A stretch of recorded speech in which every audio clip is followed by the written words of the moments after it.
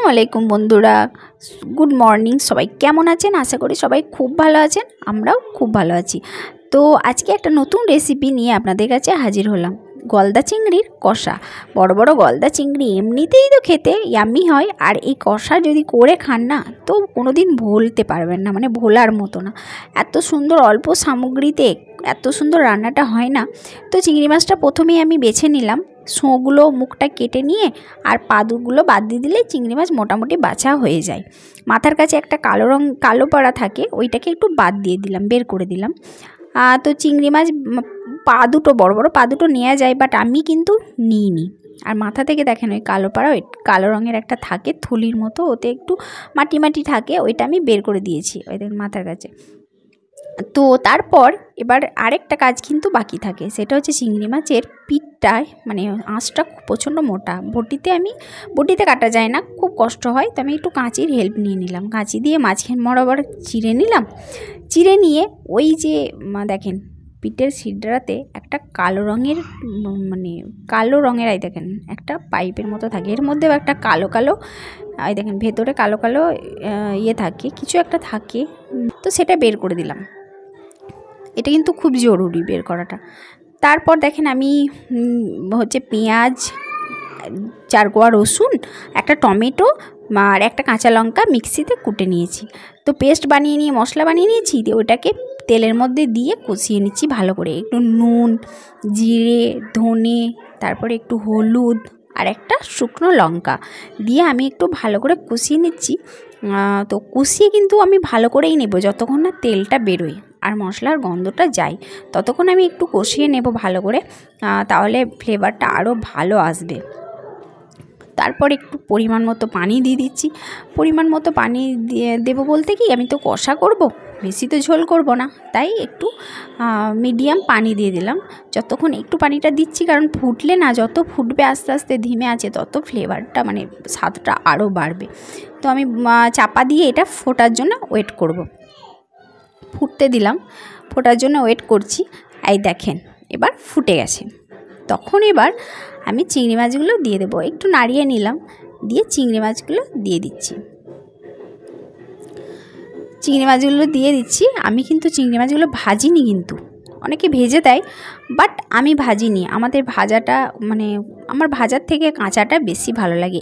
এই প্রসেস একবার করে দেখবেন, খুবই ভালো লাগবে। এমনি গলদা চিংড়ির স্বাদ তো অপূর্ব হয়, আর এই কষাটা মুখ থেকে ছাড়ার মতো না, জাস্ট অপূর্ব হয়েছিল রান্নাটা। তো তারপর দেখেন ফুটতে দিয়েছি, একটু কষা কষা যখন হয়ে গেল, আমি তার মধ্যে একটু ধনেপাতা দিয়ে দিলাম। ধনেপাতাটা অবশ্যই মাছে লাগেই, মানে ফ্লেভারটা আলাদা রকম আনার জন্যে।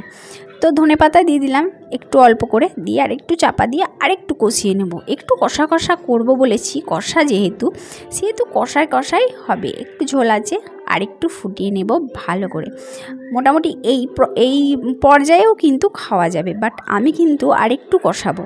আপনারা চাইলে একটু ঝোলও রাখতে পারেন, মানে হালকা একটু গ্রেভি কষাটাও করতে পারেন, বাট আমি কিন্তু গ্রেভি কষা করিনি, আমি আরেকটু কষিয়ে নিয়েছিলাম।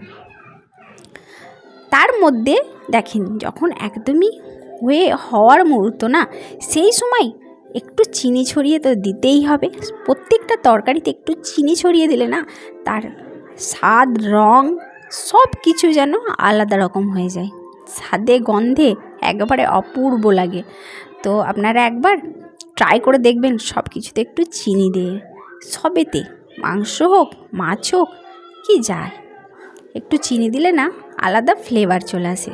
তো দেখেন মোটামুটি আমার মনে হচ্ছে আমার প্রসেসে কষা আমার মোটামুটি রেডি।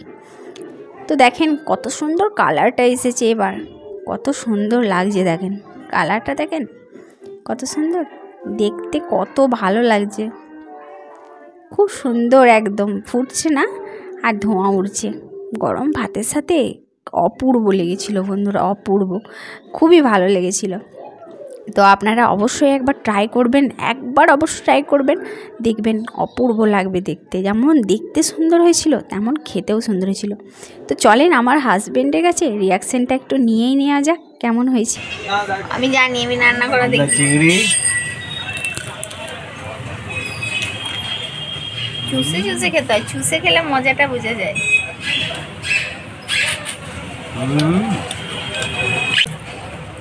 একদম ফ্যান্টাস্টিক হয়েছে, খুব খুব ঝালও নয় আর খুব মিষ্টিও নয়, একদম মিডিয়াম লেভেলে আছে, আর টেস্ট হয়েছে এবং ভালো লাগছে দেখতেও। দেখুন দেখতেও কত সুন্দর লাগছে, বেশ লাল পাড়া হয়েছে মাছটা। একটা দেখে আপনার মনে হয় যে 4-5টা খেলে ভালো হতো, একটা খেয়ে পেট ভরবে। সত্যি করে একটা খেয়ে ভালো লাগছে না, চুষে চুষে চুষে খেতে গিয়ে খুব ভালো লাগে। এই যে চুষছে, এটা ভেতর থেকে রসটা যে আসছে, এই রসটা একটা অন্যরকম খেতে লাগছে। ঝোল গ্রেভি যা আছে ভেতরের টেস্টটা আরও আলাদা, দুরকম টেস্ট হয়েছে। ওনার রিয়াকশনটা তো দেখলেন, তো আপনারা অবশ্যই ট্রাই করবেন।